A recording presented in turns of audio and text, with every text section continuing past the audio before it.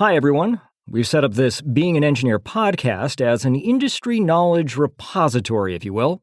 We hope it'll be a tool where engineers can learn about and connect with other companies, technologies, people, resources, and opportunities. So make some connections and enjoy the show. They are asking for more of the applications guys to help them out because they have a bigger scope that they have to work on. So if they can take that little piece and give it off to somebody that's qualified within that specific realm or application or product manufacturer, to them that just helps them out immensely.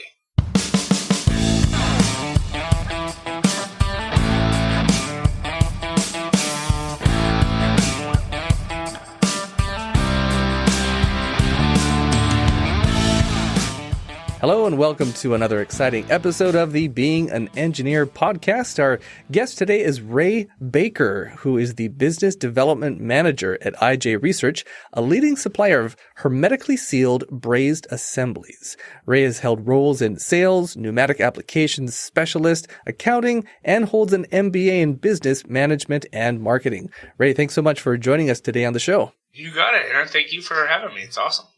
All right. So we met at MD&M recently, a big medical device trade show conference, and you stopped by our booth and we chatted, and you actually have your own podcast, and we got to talking, and we thought, oh, this would be cool to have you on the show.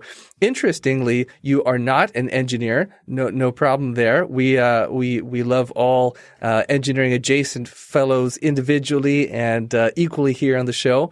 But you are certainly linked to or working within the kind of engineering, manufacturing related space.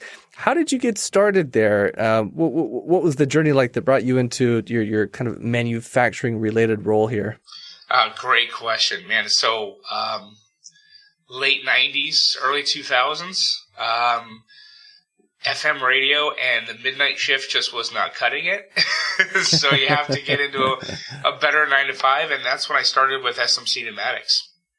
And that was the first venture into it, right? And it's I think when you first get into something like that, you kind of realize the totality of what they do and who they serve. It's a little overwhelming. Sure, so, yeah. I spent and that, excuse me for interrupting. You didn't, or correct me if I'm wrong, did you have any technical background? I mean, you were doing FM radio, so I guess a little bit of a technical background, but in the engineering or manufacturing space, no? None at all. And even less in the pneumatic side of it, right? Yeah, because that's kind of what they're doing. They're doing pneumatic components. And so it took me, I spent there almost a decade there, a little over 9 years there, just learning every day about that kind of thing. And then I think once you get into that realm, and that, you start networking with that industry, if you will, everybody knows everybody. And so, yeah, you kind of start knowing all the players and who they are, and it just kind of took off from there. But before that, a sound engineer, maybe. And that's what you and I when I came by the booth there in Anaheim, was I saw what you were promoting, but I saw two Shure mics at a stand with a couple of headphones. I'm like, oh, I got to talk to this guy for sure. Yeah, we have something in common. Absolutely.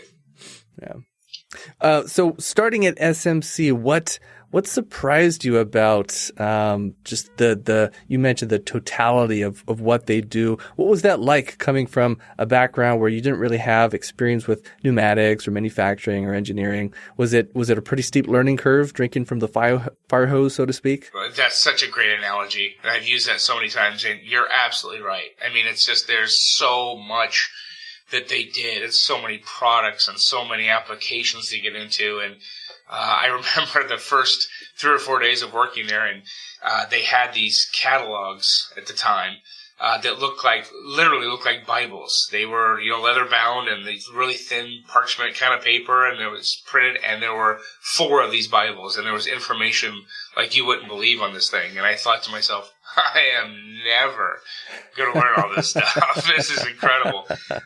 So I think after you're constantly learning for something like that, but I think after the first year or two of really just kind of, getting into that, it starts to make a little bit of sense. And the totality comes into where you don't I think for me anyway, you don't realize where all this is in your everyday life until you get a job like that and you start seeing where pneumatics and where certain things are used in everyday products, from light bulbs to dog food to how your toilet paper's rolled. I mean, it's incredible. So to see that firsthand and kind of see the behind the scenes stages of it was pretty cool. Any applications in particular that you can think of that were just really cool to you? You looked at it and thought, wow, I had no idea that's how it was done. How cool. Yeah, and I will say this to this day. I always think about how somebody sat in a room and thought of, let's make this machine to do this process faster. So we covered every Anheuser-Busch plant in the country. There's 12 of them. And one is right here in Southern California. It's in Van Nuys, California. And we did a lot of work there. And to see a machine that can beer at 2,400 cans a minute. What? It's just 2,400 cans a minute. It's amazing. It's wow. amazing. So the one that we did in Houston actually does 2,600 cans in a minute. That's incredible. And so they came to us and tasked us to be like, hey, there's a vision system that looks at each one of these cans as it comes whipping by. What we want to do is, if this can has a defect of some sort, we have to pop that out of the line and not disrupt all the cans behind it. So, think, if you will, of a baseball going by, right? And as the baseball is going by at 110 miles an hour, you just got to stick your hand out and pop it out of the air like that. That's kind of what it was, right? And so, it's amazing to see that and get tasked with something of, hey, it's just a blur. How do I pop one of those out? So it took the better part of 8 months to develop and design it. But if you're ever in the Van Nuys or Houston Anheuser-Busch plants, there is a small panel that will pop out one can all by itself, and that's ours. Man, that is a fast air cylinder. Incredible. Yes. Air cylinder, the valve, the fittings. All of it, right? The whole package. Yeah. All right. So as we've talked about, you worked at SMC. You're an application specialist there. You are also in a similar role at a company called Destaco, which we use their toggle clamps all the time. We love Destaco clamps. So I think a lot of engineers out there, especially those of us in the tooling and automation world, are familiar with those companies. One of the things that I have loved, especially about our SMC reps here, is that we can give them a problem and kind of have them do some of the work for us, right? So we don't have to hunt through, like you said, the 4 Bibles full of all these products. We can just hand over a problem statement. Hey, we need a air cylinder that moves about this fast, that fits within this package size. Can you find it for us? And, give us all the things that we need. How should engineers be using application specialists? Is what I've said right now, is that the right way? And something that not just me, but other people on my team have wondered is that, us engineers, we approach the application engineer, the application specialist, and say, we've got this need. Can you help us with it? And, oh, it has to do this, and oh, it has to do that. Do the specialists helping us ever think to themselves, or is there ever this kind of feeling of, I'm not supposed to be doing your job, engineers. You go take care of all that stuff, Right. Tell me exactly what you need, and I'll write you a quote for it. But maybe you can talk about all of that stuff just for a few minutes. Yeah, there's a difference, right? When I started, when we really started towards the end of my career at SMC, and then when we moved to Destaco, based in Michigan up there, we got excited. When we got projects, when engineers would come to us and say, look, here's what I have. It's got to turn this thing, and it's got to do it this fast and stop like this and give us all kinds, even if it was a napkin drawing. It was exciting for us because now they're pulling us into that realm. But usually it was just for a piece, one small piece of a larger project. So as the engineers sit, the engineers have this gigantic product or project that they have on their table. We may be just one or two little pieces of it, right? Great example is the guys at JPL. The guys at JPL, believe me, are way smarter than me. So when they come to us and say, hey, we need this little valve, and it's got to do this, and it's going to blow up this little tire and do all this, and can you work on that? I have no problem working on that with those guys because I know whatever I'm working on goes on a machine that I'm well underqualified to look at, right? This is NASA JPL, Jet Propulsion Correct, Laboratory, yeah, the right? Jet Propulsion Labs, here in Southern California. So I think for that sense that the engineers, I think there's been a shift in this, right? Where now they are asking for more of the applications guys to help them out because they have a bigger scope that they have to work on. So if they can take that little piece and give it up to somebody that's qualified within that specific realm or application or product manufacturer, to them that just helps them out immensely, right? Because then I said there was two sides of this, right? There's the order takers, like you mentioned. Hey, I need this fitting. Go order it for me. Great. Got it. I'm done.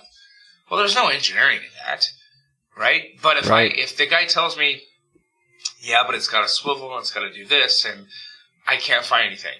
Awesome. Off I go. Now, it may take me a couple of days to figure it out, but once I do, I've been able to do something for those engineering groups that they could have done on their own, but they don't have time to do that. They have other sections of this that they have to concentrate on to make sure that the whole product or the whole project works. If I'm just a small piece of that, even better. So I think that's really kind of gained a lot of steam over the last maybe 4 or 5 years, where each one of these companies now have these specialists that can go help and be like, look, I am a specialist in all of the SMC products or all of the Destaco clamps. One of mine was, I'm sure you've heard of these too, is Camco indexers, which are big stationary indexers that index dial plates for different kinds of machines. Hey, let me take that and engineer it for you and then give you all the details and data sheets and stuff like that so that it's completely off of your plate. That's becoming a really big factor now in some of these guys' scope of work, if you will. So what I'm hearing you say, Ray, correct me if I'm wrong here, is that A, it is within reason, of course, completely acceptable for engineers to approach application specialists and ask them to do a little bit of the legwork on their behalf. And B, a lot of the application specialists might even prefer it that way because it's a more interesting question to answer. It's not, you're not taking an order, you're getting involved in the project. Yeah. So it gives you a little bit more of a sense of worth of, hey, you know that little thing that does this little widget over here on this airplane? I had the tiniest little thing to do with it. Totally, but it gives you that sense of worth that, yeah, man, I helped out with that. I mean, there's been, as you well know, there's a lot of projects that we're not allowed to talk about, but there's a lot of stuff that was with NASA JPL and aerospace stuff that we've helped out over the years that are in everyday scenarios on aircraft somewhere. So it's just, you know, again, a little bit more self-worth that I was able to help out with a bigger project.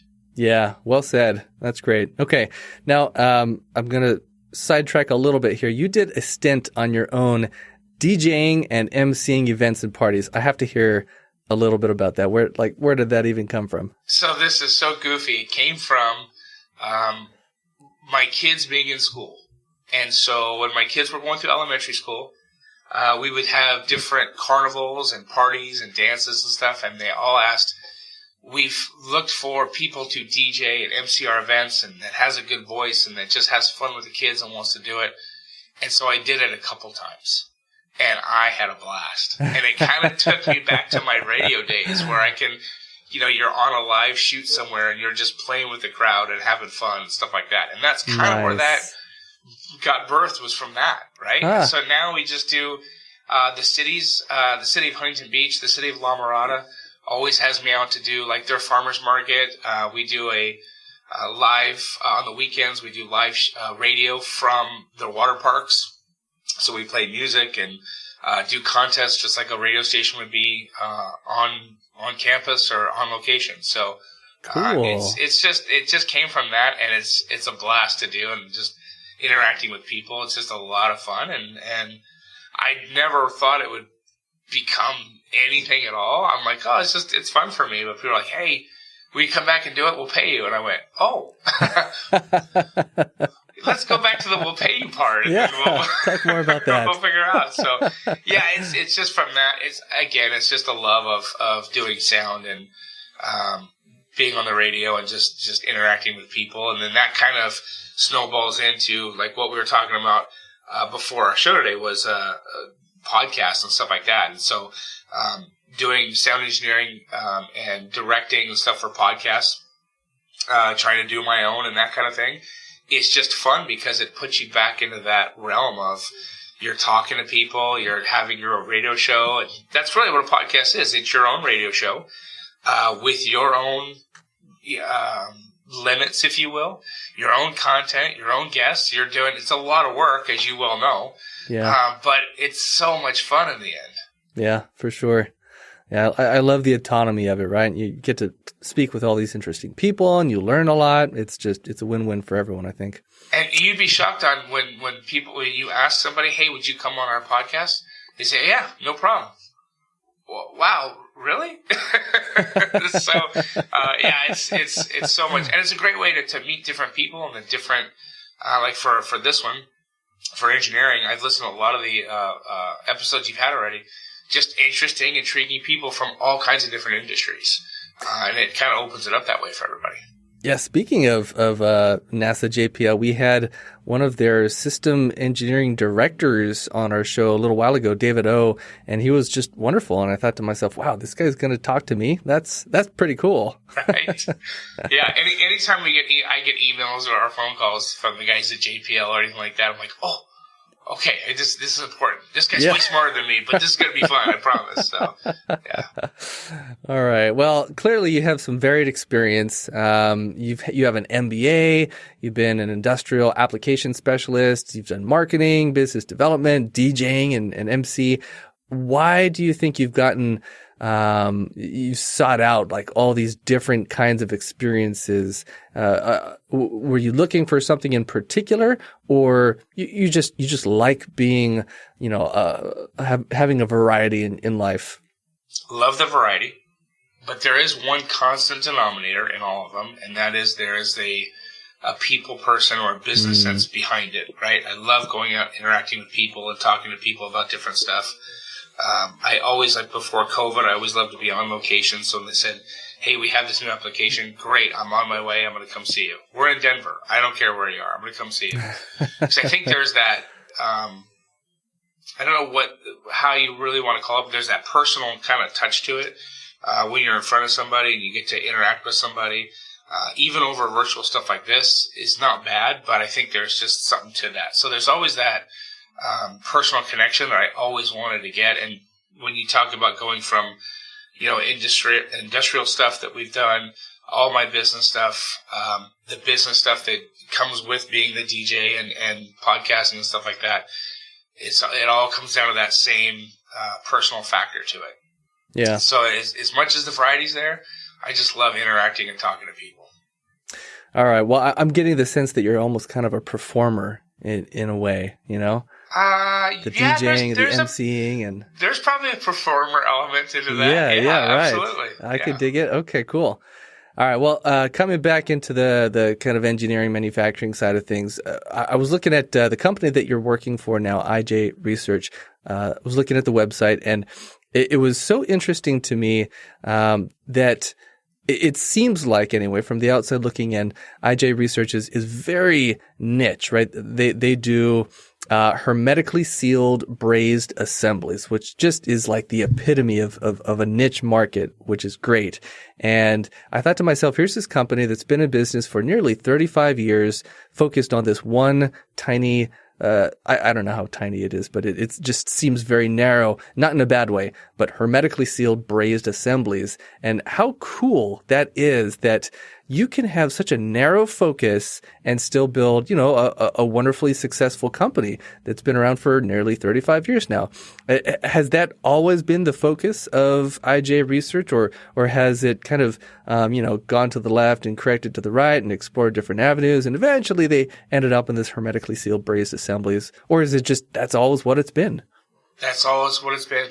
And I know that sounds super weird, and there's only maybe 3, 4, or 5 companies on the planet that do what we do. Is that right? So you're right. The niche part of that is just dead on accurate. 1988, I believe, is when it first started. Dr. Rick Yoon is the gentleman who started the company, IJ Research. and chemicals, got a doctorate in chemicals, and so can figure out ways. And this is really cool, and I didn't know this until I even started here, but figured out ways that you can combine or join dissimilar materials. So there's a lot of chemistry, a lot of science that goes into it, but if you're welding something, you're welding a piece of metal to a piece of metal, and that's how a lot of people do that. Brazing is a kind of welding, right? But then you get into thermal expansion of chemicals. If it's a piece of metal, if it's a piece of ceramic, a piece of glass, and you're trying to join all that together, you really got to know your stuff. And so Dr. Yoon, back in the day, figured out how to join dissimilar materials by doing different methods and using different precious metals and stuff and different ceramics, and figured out the secret sauce and how to do it. And so when he figures this out, he kind of throws it out to everybody and says, hey, I got a way to do this. And IJ Research is born and thrived from there. And so that's kind of what we still do to this day. A lot of it is aerospace, a lot of it is defense, a lot of it is medical, where we're joining pieces of metal to pieces of ceramic. A lot of the times it'll be for like a window assembly, so you'll have a window in a piece of metal, but it has to be hermetically sealed. And when I say that, I mean nothing can get through it. No air, no water, no dirt, nothing. So hermetically sealed is it's sealed to the point that nothing's getting past it. And that little window may be going inside your body for a camera for endoscopy surgery. Could be on a laser system on a maybe on a missile or on an aircraft that's pointing down at something to track something. It could be on a number of different things. You'd be surprised as you start kind of looking around the different industries where that's located. It's everywhere. And again, it's just kind of one of those, like you mentioned, an industry that not, normally we don't think about where that would be or where that would go. Yeah. But now when you're kind of sitting in my chair here, you're like, wow, yeah, that's pretty cool. There's companies right now working on what are called a feed-through, and there's pins on one side, a ceramic plate in the middle, and then pins on the other side. And it's basically feeding through electricity from one part of your body to another. And there's medical companies right now that use those for cochlear implants so people can hear that maybe couldn't have heard before. They're actually using them in spinal surgery so that people that aren't getting that electrical signal from the top half of their body to the bottom where they can't walk, now they're putting those into people where they'll be able to walk again. So huge medical breakthroughs, huge aerospace and defense breakthroughs with stuff just like this. That's amazing. Wonderful examples, too. Thank you for sharing those. You mentioned that brazing is a kind of welding. Can you talk a little bit more about that? Some people might not really understand what brazing is. What is brazing exactly? So brazing is when you're joining materials or metals together, but you're using it in extreme heat. So instead of a blowtorch or a TIG welder or anything like that you're just spot welding something, this you're putting into maybe a hydrogen furnace at, I think one of ours that we're using today or tomorrow is like 1400 C. Wow. So you're getting into crazy high temperatures to be able to braze these in a way that they're not going to come apart. We like to use the term that we're creating unique solutions for some of the more drastic applications. So a lot of ours will go into space. So when you put something on a spacecraft, it's going to heat up. It's going to go through the atmosphere. It's going to get crazy hot. Then when it gets out of the atmosphere, that temperature is going to drop to the floor. So you have what's called a thermal shock. So a lot of our parts that we make and manufacture will go through that thermal shock so that we make sure that those two pieces of material that are joined together aren't going to come apart in some of those extreme applications. And brazing is a more effective process for doing that than your typical welding. Correct. Got it. Okay, yep. And great. then if you want it hermetically sealed, which again, nothing going in or out, that's really the only way to do that. You can't achieve that anywhere else. Yeah, great. All right. Well, I'm going to take just a short break here and share with the listeners that teampipeline.us is where you can learn more about how we help medical device and other product engineering or manufacturing teams develop turnkey equipment, custom fixtures, and automated machines to characterize, inspect, assemble, manufacture, and perform verification testing on your devices. And we are speaking with Ray Baker today. Ray, you are the business development manager over there at IJ Research. research, what are the day-to-day responsibilities of being in a business development role? What are a few specific things that you've done in that role that you can share? Wow, that is a great question. A lot of it is what we describe to each other here internally is blocking and tackling. I know that sounds weird. I'm a former hockey player, so we always like to put stuff in the sports metaphors to help people, right? Great.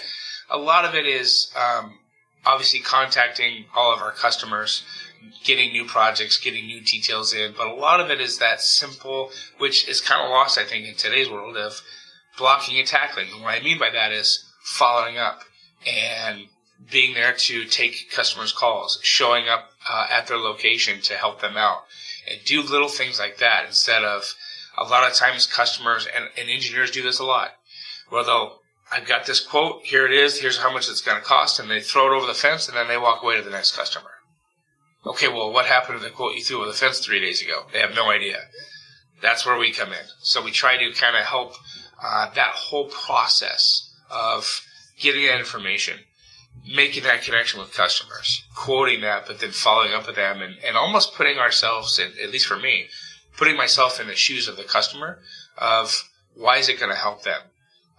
Why should they make the decision they're going to make? And look, it's a very, like you mentioned, very niche market. The stuff that we do is not cheap. It's going to cost you a couple dollars, right? So try to make that decision for our customers a little bit easier by explaining everything to them and kind of holding their hand. Look, you don't understand that. You're not the expert in brazing. We are. You're the expert in making whatever it is these engines and engine sensors. I have no idea how to build an engine. You do. I know how to braze all the stuff to help make that engine. So you be your expert, I'll be mine, and together we'll be successful. So that's kind of what I do from day to day in that sense. That's great. Let's say that I am just starting out as a junior business development specialist, and I'm trying to figure out my footing. What do I do? How do I spend my time effectively? Are there any really tactical, actionable pieces of advice that you could give to anyone out there listening like that? Yeah, and I didn't come up with this, but it's magical. And the first second I heard it, I had to try it. I went through training with some of my guys at Sandler. And if people know who Sandler is and have done some of the Sandler training, I've also done Sandler. I'll plug Sandler. They're wonderful. They're amazing. So Mike Jones and Ken Guest, who are my two guys that trained me, two of the most amazing people on the planet. I love both those guys. And one of the things that Ken taught me was detach yourself from the result. So what I mean by that is, a lot of the guys that are getting into sales or getting into business development and really trying to help companies get to that next level. You're going to make a lot of calls. You're going to send a lot of emails. You're going to make a lot of connections. And I think a lot of people get hooked on, I made 10 calls, how come no one called me back? Or I talked to 3 people and all 3 of them said, no, they don't need my services right now. So everybody gets hooked on that result. I have to have 2 people say yes. I have to get 1 order. No. Detach yourself from what the result's going to be. If you have your system and you stick to your system and you know your system works, forget about what no's or yeses you get and stick with that system and plug away, because eventually it will work. The system has been designed and laid out for you. I trust that it's going to work. So that's what I have to do. And I will tell you, Aaron, it's been one of the best pieces of advice I've ever gotten. Wow. Forget about what yes or no's you get. As long as you stick to your system on that paper, you're going to win in the end. Just keep plugging away, doing the things you know you need to do to be successful, and forget about the granular, low-level results. Yeah. Keep your head down and keep moving forward. And love it. You'll get there. Yeah. I remember when I sat down with, his name was Brad Ferguson. Shout out to Brad if you're listening out there. He was my coach at Sandler. And I signed up for a 6-month training, which was not inexpensive. It was like $6,000 or something. And I remember as he was signing me up, he gave me a piece of advice that it was like worth the price of admission right there. He said to me, take what's on the inside, put it on the outside, and talk about it. And what he meant was, inevitably you're going to be in a sales process and something's going to come up and you're going to have this feeling inside of you like, oh, I don't think that's a good idea, or, oh, I'm hesitant about this, or I don't think they've really thought that part through, or whatever that feeling's going to be. And you're going to feel like I shouldn't say anything about this because it's awkward or it's inappropriate or they might take offense to it. And those are the situations he was talking about. Take what's on the inside, put it on the outside, and talk about it. And that has been such wonderful, wonderful advice for me right there. That was worth the $6,000 price of admission. Of course, I learned a lot more, but just that alone was hugely valuable. There's a few things, right, that you always take away from you, right? Yeah. And that's one of them. And one of the things that my guys, Mike and Ken, always said was, get comfortable with being uncomfortable. Oh, yeah. So get out of your comfort zone. Right? Look, someone's going to say no. Okay. You know what? I'm always asking for that no. I always want that no because, you know what? If this is not going to work for you, okay, it's not going to work for you. I'm cool with that. It's not well, let me tell you why you shouldn't say no. No. It's, okay, right now it's not good for you. That's cool because, remember, I have a system and I don't care what the result is. So right now it's no. Okay, Mr. Customer, that's great. And I totally understand why you would say no right now. So I'll tell you what, we'll put that over. If you need me again, here I am. I'll follow up with you in 3 months. We're done. Yeah. I then move on to the next one. So that's not easy for people to do, right? Yeah, right. As I meant, like you were saying, take what's inside, put it on the outside, and talk about it. Yeah. Get uncomfortable. It's not for everybody, and it's hard to do. It's scary. It's not, when you first talk about it, yeah, I can do that. And then you put you in the situation. Can you do it? I didn't want to really talk about that. Exactly. Right? It's not easy, sure. But I guarantee you it works. The guys teach you in a certain way on how to do that. It's uncomfortable. It's going to be uncomfortable. But as soon as you do it once or twice, right? Anything you do is scary, right? I went indoor skydiving once. I will never do it again, but I did it once, right? And I didn't want to do it, but I did it, so I have the experience of doing that. So I think just get uncomfortable, embrace that, move forward. Yeah. I'll tell you another great way to become comfortable with being uncomfortable is I've been doing jiu-jitsu for a while now. I started up and did it for several years, and I stopped for a while, and I've started up again now. And it is so valuable to me in the sense, well, exactly that. It trains me to be comfortable being uncomfortable, because I'll tell you what, when you are arm barred underneath some guy's, sweaty crotch, forgive me my language there, but it is not comfortable. It's not comfortable. You're getting choked out and you can barely breathe and you're about to black out. It is not comfortable, but you learn mentally to cope with that. And I think it makes you, for me anyway, it's made me more resilient just to everyday situations and stress and things like that. It's a lost art. Yeah. For sure. And so, like I said, it takes once or twice of doing it and getting, like you said, just getting comfortable with it. Okay? But once I'm comfortable with it, I know how to kind of face that adversity, right? I don't want to do that because I'm afraid of, well, what are they going to say? Or what are they going to think? Or it doesn't matter. Get out there, get going to it, and once you get comfortable with it, sky's the limit. Absolutely. All right. Well, we've been talking a lot about some of these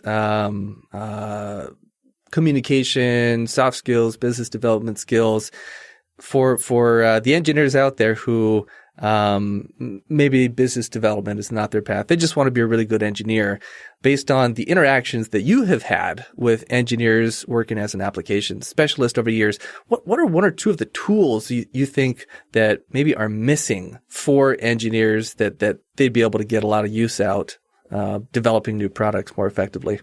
Boy, that's such a great question. There's so many tools out there right now, but I think the biggest thing is there's so many resources out there.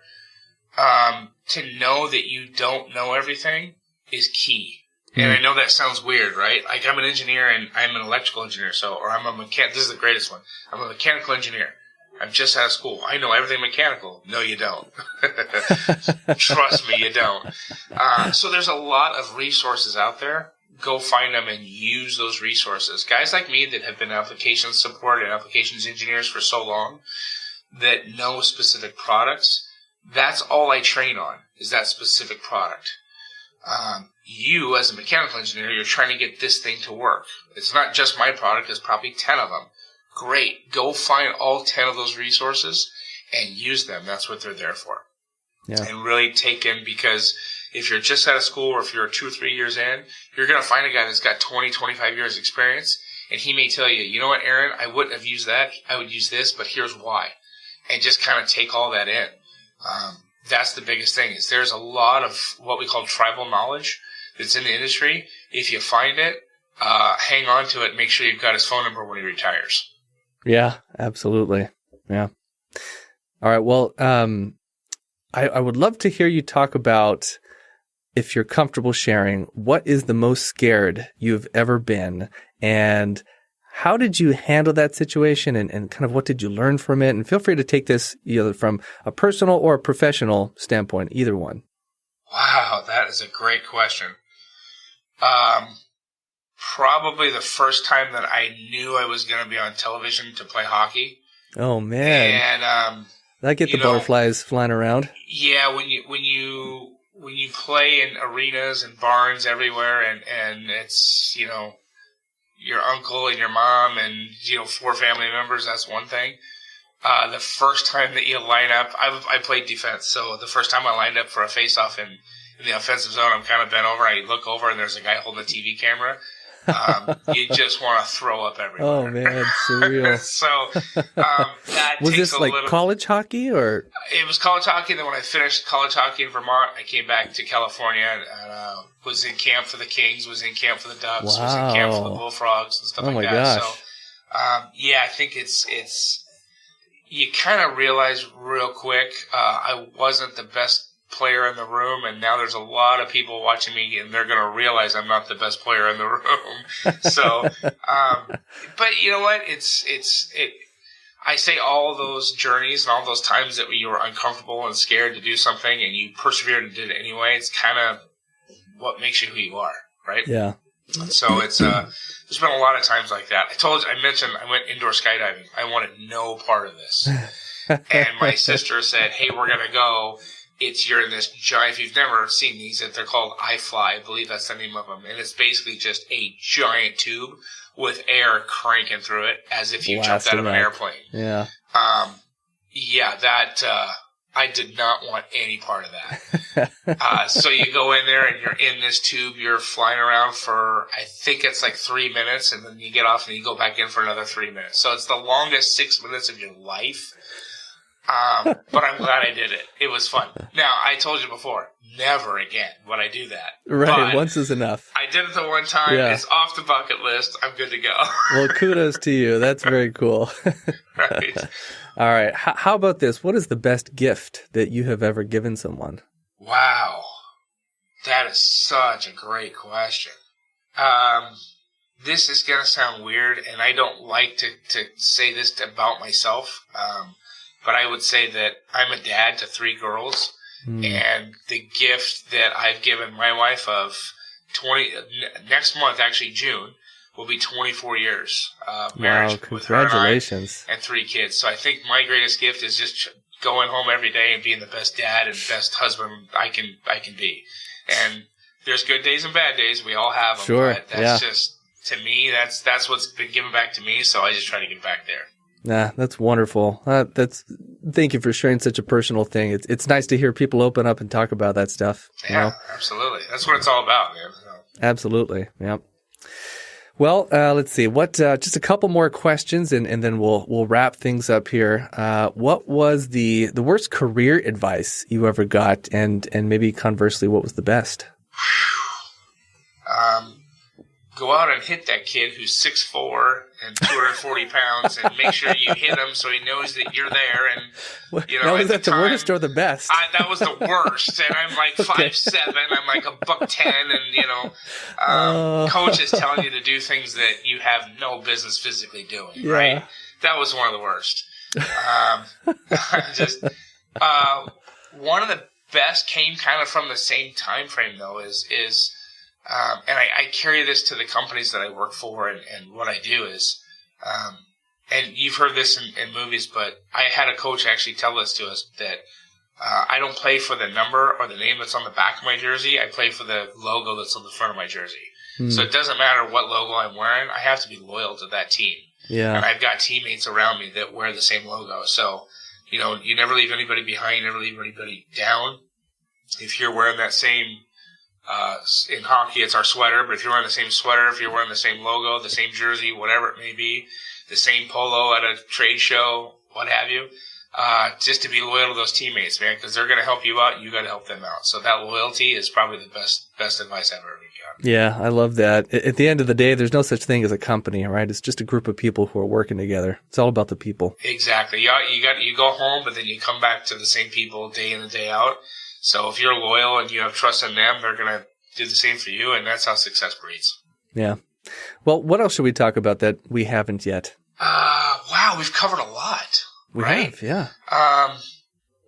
You know what? The biggest thing is I tell people, go out and do what you want, right? Like, there's so many people right now that are probably listening to your show and have listened to your show and be like, man, I could do a podcast or I can go be an engineer. Okay, go do it. Like, what are you waiting for? Like, to me, maybe because you and I know how to do a podcast. So for me, if someone tells me, says, hey, I want to do my own podcast, my answer is like, let's go. When are we taping? Like, I want to do it tomorrow. Like, that's so much fun. Yeah. I want to go back to school. Okay, what are you waiting for? I got my MBA at the age of 45. Nice. Congratulations. Right? So there's always time to do it. It's just what's holding you down. I don't know. Great. Call me. I'll give you my email. Email me. We'll talk. I'll tell you how to get through it. Get to the next level. Do what you want to do. Yeah. Don't let it hold you back anymore. I think for me anyway, one of the most valuable things about going through the engineering curriculum, the learning process of becoming an engineer, and I'm not saying that engineers, have some kind of monopoly over this, but for me personally, the most valuable thing from my education was learning how to learn, not necessarily just the technical things that I did learn, but like the process of figuring out how to learn something. And I had no idea how to start a podcast, right? I'm an introvert. I'm an engineer, for crying out loud. I don't like talking to people. Well, I kind of do a little bit, but right. I'm this introverted engineer. I didn't know how to start a podcast. I just did it, like you said. And I think that's one of the it's a great thing about being an engineer is you learn how to figure things out. And I mean, in life, what greater blessing is there than being able to just go figure something out? And I'm constantly wanting to learn new stuff. I think long story short, through high school, right after high school, I was supposed to get drafted into Team USA Hockey, and in 1992, right after the 88 games, actually, is when I started really trying to get into USA Hockey. 1992, they let pros play, so that ended my USA Hockey career. My mom passed away. I didn't go right off to college. So I had all kinds of stuff happen at that point, right? And so now, like, I always tell my kids, can I go to school with you? Like, I would love to, like, relearn some of this stuff and, like, just constantly, like, soak it in. My kids are like, Dad, you're a geek. Why would you want to go back to school? Because it's fun. Trust me, when you get to my age, it'll be fun again. So I'm constantly trying to find avenues and find ways to learn new things. And so one of the things you mentioned is, I've been in the different industries because I love learning those new technologies and how they all kind of are somewhat incestual in a case with those industries, is everybody's using kind of all these different industries to make one big thing. Yeah. And so I love to just kind of dissect that and as engineers do, reverse engineer it and figure out how it works and how to get it together again and do all that. And I'm that engineer at heart, but then I'm the extrovert. I want to talk to everybody. So, and hence the business development manager role. That's perfect for you. Absolutely. Yeah. Absolutely. Yeah. Well, Ray, this has been a delight. How can people get in touch with you? So you can check out our website. It's ijresearch.com. Our sister company is Superior Technical Ceramics, so all the ceramics that we use come from them as well, and that's just ceramics.net. And then you can email me if you'd like to. I'll give you my email. It's rbaker@ceramics.net. No matter what it is. I don't know how to start a podcast. I don't know how to order ceramics. I don't know how to tell hockey. I don't know how to play hockey. I don't know how to tell my girlfriend, it's over. Whatever it may be, I can help you out. Well, geez, I might need to contact you myself with a few questions. That's a whole other show, Aaron. We can do. That's round two. That's round two, right? Dating advice from Ray Baker, round two. Exactly. We used to do it way back in my college days. I did a short radio show for Long Beach State University on their internet radio, and back then internet radio was brand new.